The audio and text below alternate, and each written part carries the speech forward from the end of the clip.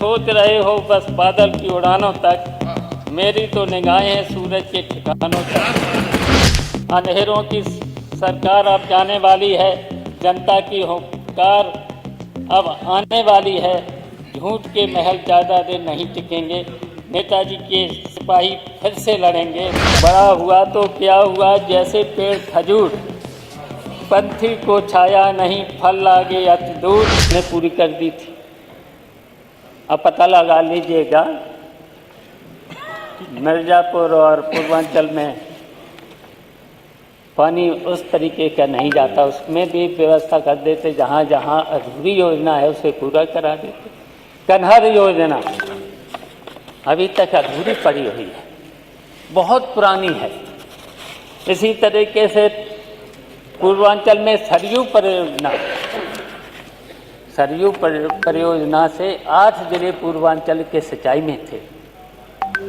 उद्घाटन भी हो गया, 95% तो मैंने ही पूरा करा दिया था, लेकिन उसका उद्घाटन हो गया, लेकिन अभी तक पानी नहीं जा रहा है।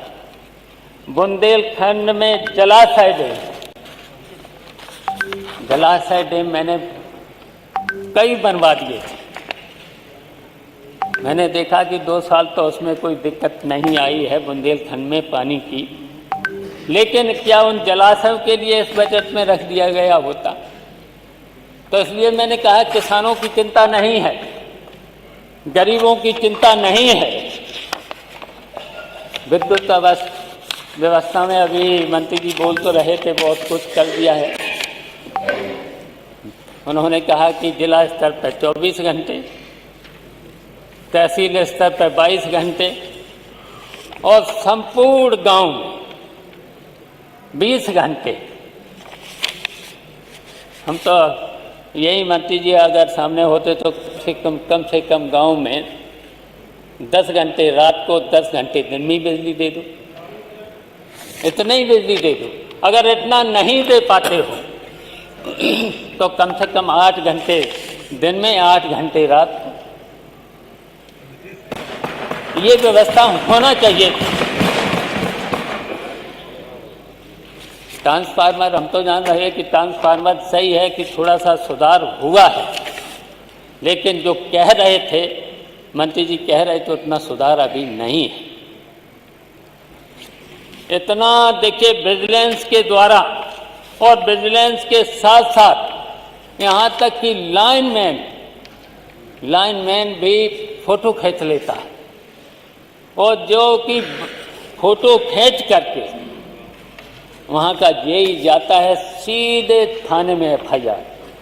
पहले तो सेटिंग करते हैं, अगर सेटिंग करते हैं कि अगर उन्हें 15,000 20,000 रुपये की अगर सेटिंग हो जाती है तो FIR नहीं होगी। ये चल रहा है जनता के साथ। लेकिन यहाँ तो बड़ी बड़ी बातें इस तरीके की हो गई।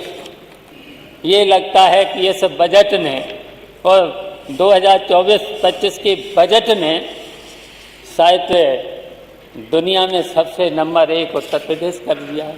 ये बढ़-चढ़ के बातें हो रही हैं, और जबकि ऐसा नहीं है।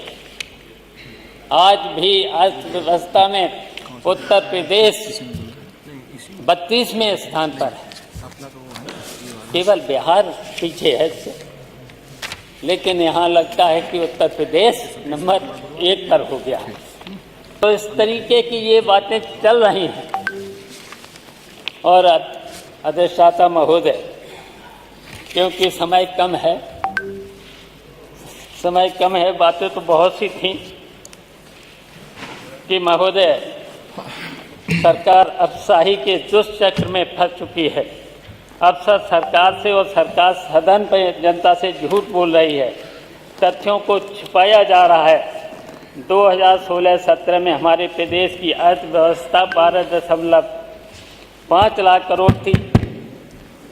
हम लगभग तमिलनाडु के बराबर थे। सकल राज्य घरेलू उत्पाद के मामले में महाराष्ट्र से 22.70 लाख करोड़ रुपया, लगभग हम दूसरे स्थान पर थे, और आज हमारा प्रदेश 5वें स्थान पर पहुंच गया।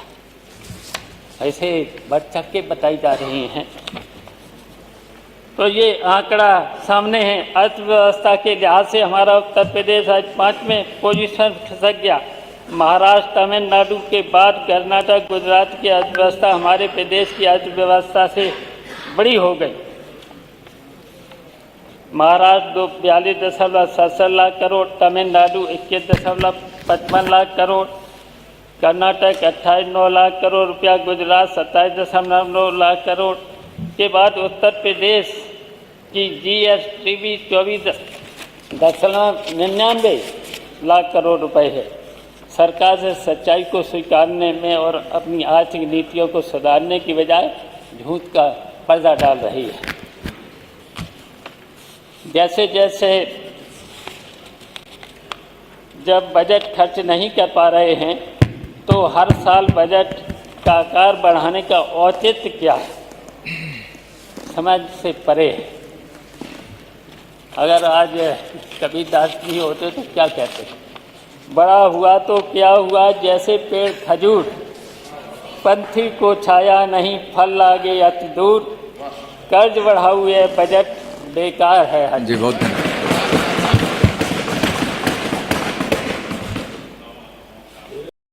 प्रदेश की औसत आमदनी नीति आयोग के अनुसार 3,514 रुपया है। आर्थिक सर्वेक्षण के अनुसार 96,000 कुछ रुपए है।